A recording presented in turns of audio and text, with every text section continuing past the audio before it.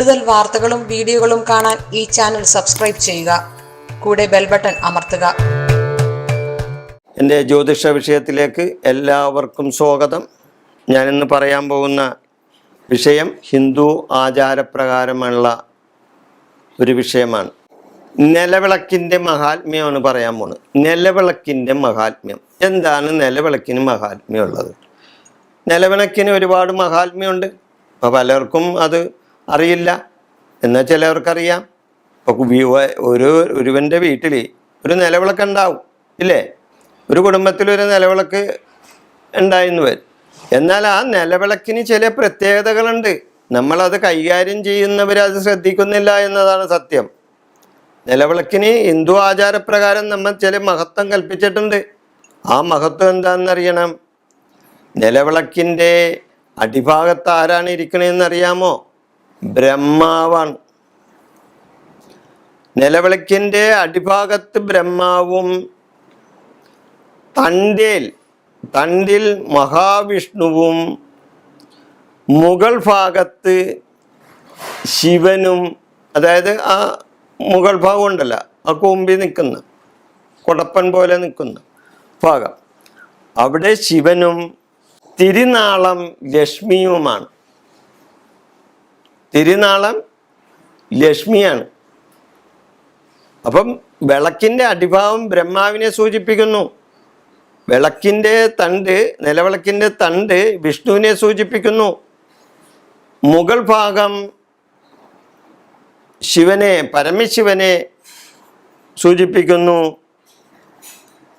ആ വിളക്കിൽ ഉള്ള തിരുനാളം, അഗ്നി ആരെ സൂചിപ്പിക്കുന്നു? ലക്ഷ്മിയെ സൂചിപ്പിക്കുന്നു. തിരുനാളത്തെ ലക്ഷ്മിയായി കണക്കാക്കുന്നു. പ്രകാശത്തെ, ആ തിരുനാളത്തിൽ നിന്ന് വരുന്ന പ്രകാശത്തെ സരസ്വതിയായിട്ടാണ് കാണുന്നത്.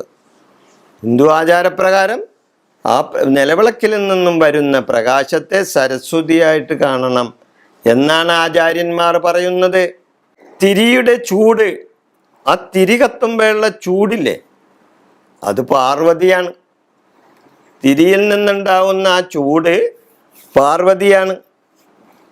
ഇന്ധനം, അതിലൊഴിക്കുന്ന ഇന്ധനം എന്താണെങ്കിലും ആയിക്കോട്ടെ, നെയ്യോ എള്ളെണ്ണയോ, ഇതൊക്കെയാണല്ലോ നമ്മൾ മുഖ്യമായിട്ട് ഉപയോഗിക്കുന്നത്, എള്ളെണ്ണയും നെയ്യും. അപ്പോൾ അത് ആരാണ്? വിഷ്ണു ഭഗവാനാണ്, വിഷ്ണുവാണ്. തിരി ആരാണ്? അപ്പം ശിവനാണ്. അപ്പം ശിവൻ അഗ്രഹത്തിലിരിപ്പുണ്ട്. എന്നിരുന്നാലും തിരിയെ ശിവനായിട്ട് സങ്കല്പിക്കുന്നുണ്ട് ഹിന്ദു ആചാരപ്രകാരം. അതേപോലെ തന്നെ നിലവിളക്ക് കത്തിക്കുമ്പോൾ നമ്മൾ ചില കാര്യങ്ങൾ ശ്രദ്ധിക്കേണ്ടത് അത്യാവശ്യമാണ്. നിലവിളക്ക് കത്തിക്കുമ്പോൾ പലരും അത് അറിയില്ല, പലർക്കും എന്നുള്ളതാണ് സത്യം. കിഴക്ക് നോക്കി തിരി കത്തിച്ചാൽ ദുഃഖങ്ങൾ മാറിക്കിട്ടും. നിലവിളക്ക് കത്തിക്കുമ്പോൾ കിഴക്ക് നോക്കി നിലവിളക്കിലെ തിരി കത്തിച്ചാൽ ദുഃഖങ്ങൾ മാറിക്കിട്ടും. പടിഞ്ഞാറ് നോക്കിയാൽ കടബാധ്യത തീരും. നിലവിളക്ക് കത്തിക്കുമ്പോൾ പടിഞ്ഞാട്ട് തിരിഞ്ഞ് നിന്ന് കത്തിച്ചാൽ കടബാധ്യത തീരും. വടക്കോട്ട് നോക്കിയാൽ നിന്ന് കത്തിക്കുകയാണെങ്കിൽ സമ്പത്ത് വർദ്ധിക്കും. വടക്കോട്ട് നോക്കി നിലവിളക്ക് കത്തിച്ചാൽ സമ്പത്ത് വർദ്ധിക്കും. തെക്കോട്ട് നോക്കി തിരി കത്തിക്കരുത്.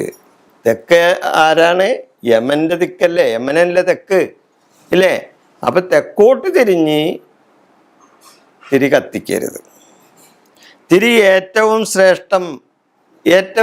ശ്രേഷ്ഠമായ തിരി എന്താണ്? ഏറ്റവും ശ്രേഷ്ഠമായ തിരി പഞ്ഞിത്തിരിയാണ്. അതായത് കോട്ടൺ പഞ്ഞി കൊണ്ട് തീർത്ത് തിരി ഉണ്ടാക്കി അത് കത്തിച്ചാൽ ഏറ്റവും ശ്രേഷ്ഠമാണ്. അപ്പോൾ ഹിന്ദു ആചാരപ്രകാരം നിലവിളക്കിൻ്റെ മഹത്വമാണ് ഞാനിവിടെ പറയുന്നത്.